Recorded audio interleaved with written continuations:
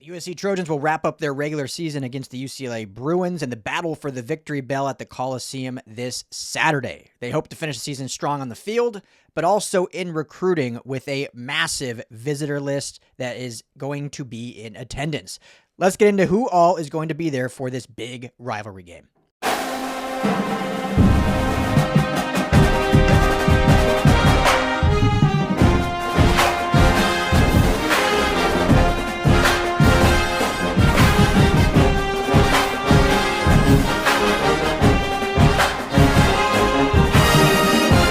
Hey, Trojan family, what's up? Welcome to the USC LAFB show here on the LAFB network. I'm your host, Ryan Dyrud. Thank you, as always, for making this a part of your day. Make sure to hit that like and subscribe button. Helps us out. You can become a member of the channel, which helps us out anymore. Plus, you get member benefits such as discounts on merch, free usage to our forums and groups, and team chats over on LAFBnetwork.com. So become a member today. But at the minimum, just subscribe. Helps us out and helps us keep this thing growing and bringing you hopefully what you think is the best USC coverage in the Southland.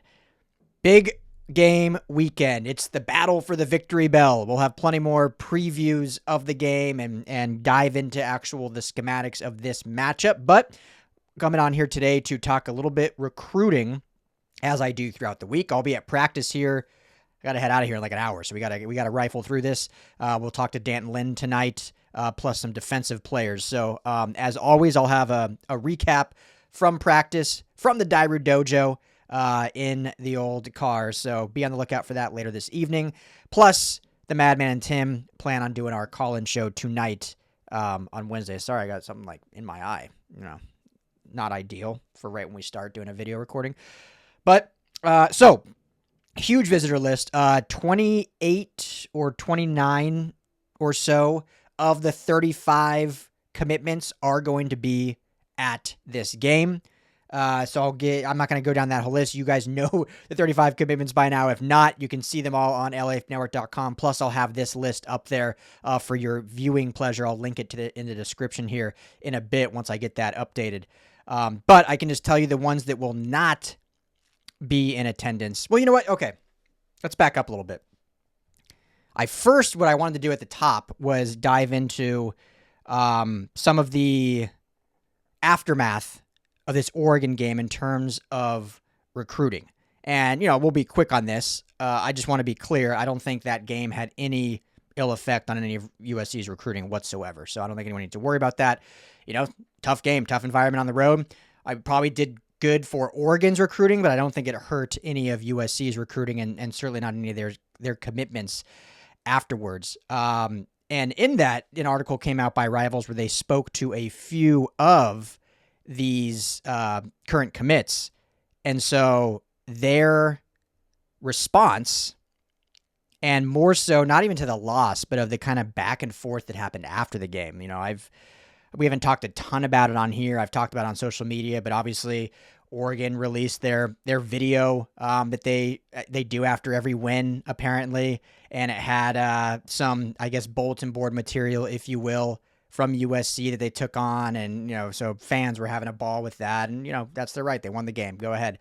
The big bulletin board material, which I think is funny, I'll put both up here on the screen for you to see, was the media guide that we get every week. USC's media guide. And in the guide, they kind of compare USC's history, like historical accomplishments in terms of national championships, in terms of Heisman Trophy winners, winning percentage, all that, and they compare it to the likes of Oregon. All of those historical kind of comparisons have been in the media guide for over a year. You can see here on the screen, like I have one from Nebraska last year, 2024, Jaden Mayava's first start. It's the exact same thing. So the only reason why this even came to light is because of this Oregon video of Dan Lanning using it in his hype up whatever team in the press rooms that now was made public. Otherwise, no one would really care. Now, I will say the comms team maybe added a little bit more tongue in cheek in this Oregon one, including a Wedding Crashers quote at the end. So, whether it's right or wrong, or whether it is bulletin board material, whether you hate it or love it, I'm only bringing it up because this is not like some new thing they did for Oregon. This has been how they've kind of outlined the media guide since joining the Big Ten. Now, obviously, they've played Oregon many more times, but when you play teams like Nebraska, like Iowa, like Northwestern, these teams you really don't play, like it's more of a comparison of like, hey, here's our history versus their history.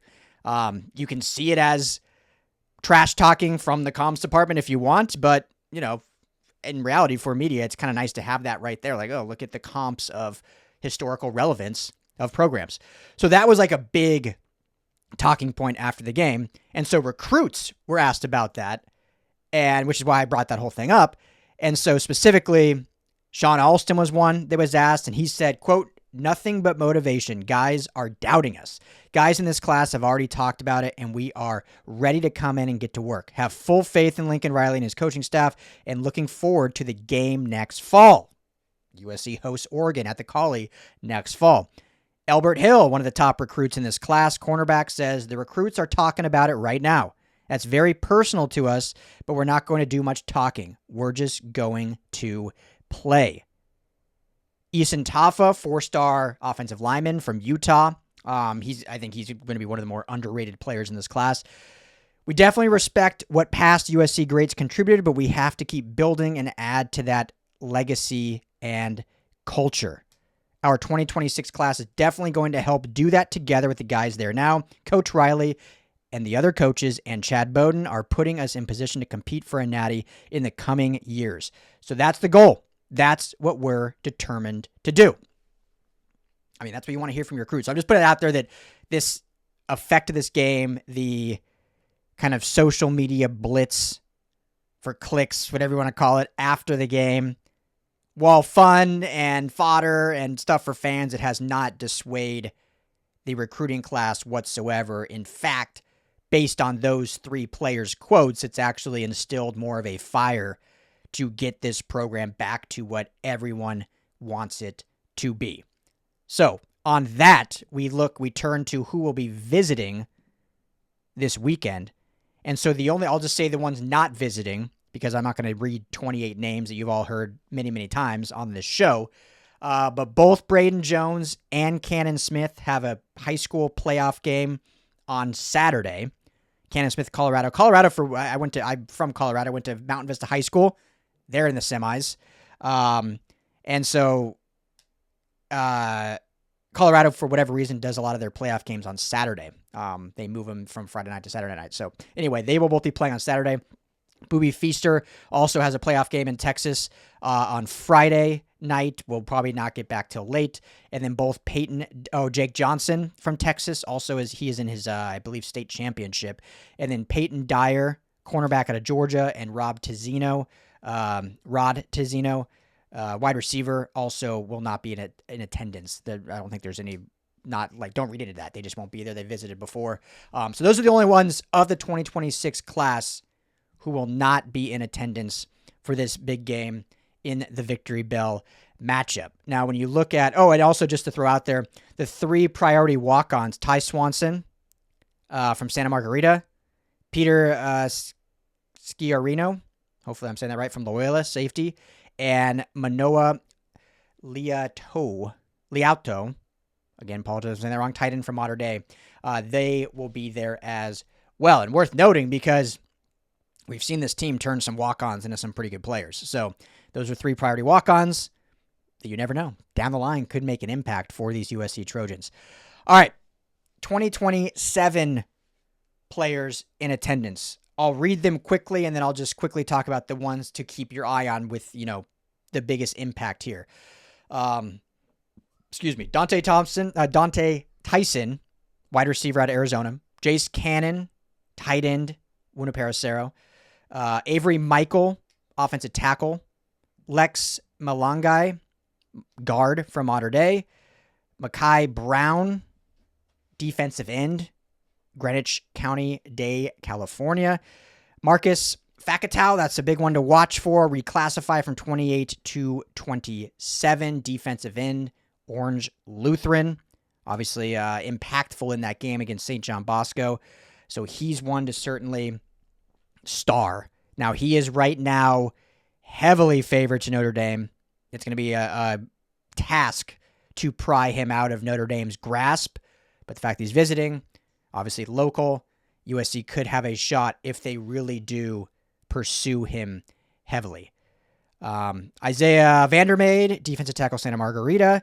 Dylan Wafel, brother of Luke Wafel. So both Wafels will be here at the Coliseum. Wafel is an inside linebacker in the 27 class.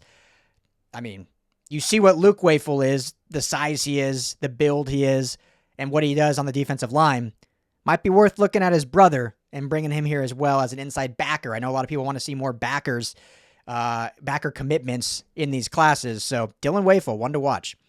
Gavin Williams, safety out of Damien. That's a big one. That is one guy that USC has been kind of keying in on as one of their, we think 4 roughly so defensive backs in this 27 class. So Gavin Williams out of Damien, one to keep an eye on.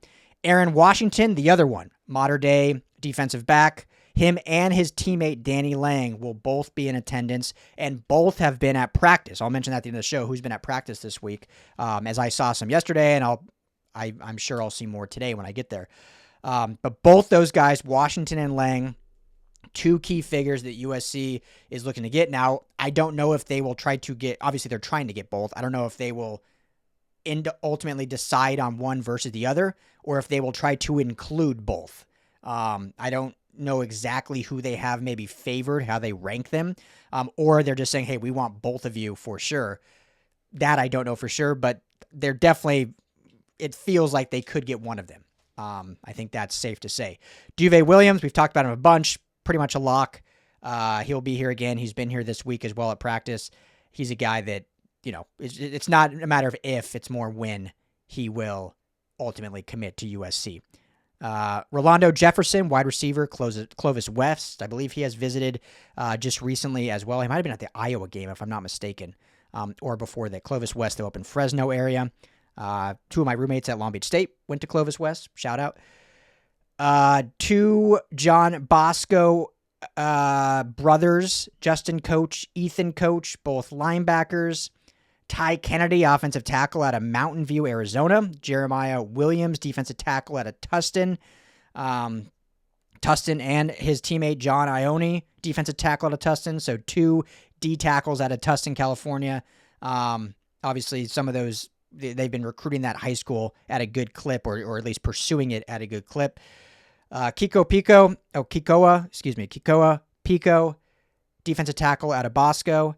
And Bayon Harris, wide receiver out of Central East California. 2028, got a couple coming in that class. Micah Hanna is a cornerback out of Simi Valley High School. Shout out my good buddy Craig, Long Beach State roommate, went to Simi. Elisha Moeller, 2028, offensive lineman out of Servite. Karan Prime Williams, cornerback out of Santa Margarita. Again, anyone from that Santa Margarita defense should get a very good look from this USC staff. Ridge James, tight end out of Jesuit. And Ace Leotelli, athlete out of Mater Dei. So that's your list. Massive list. As far as who's been here this week, Deshaun Rideau, running back out of Oaks Christian. I know there's been some questions on, it hasn't seemed like he's visited a ton. He will be at this game at the Collie, and he has been on campus this week. Potentially, he was here yesterday. Potentially will be here again today. Tom, I've said it before, dude lives on campus. I saw him yesterday. I mean, when you see this dude, I know he's been kind of like disrespected on these recruiting sites, but just the size of him, you're like, how is this guy a high school senior right now?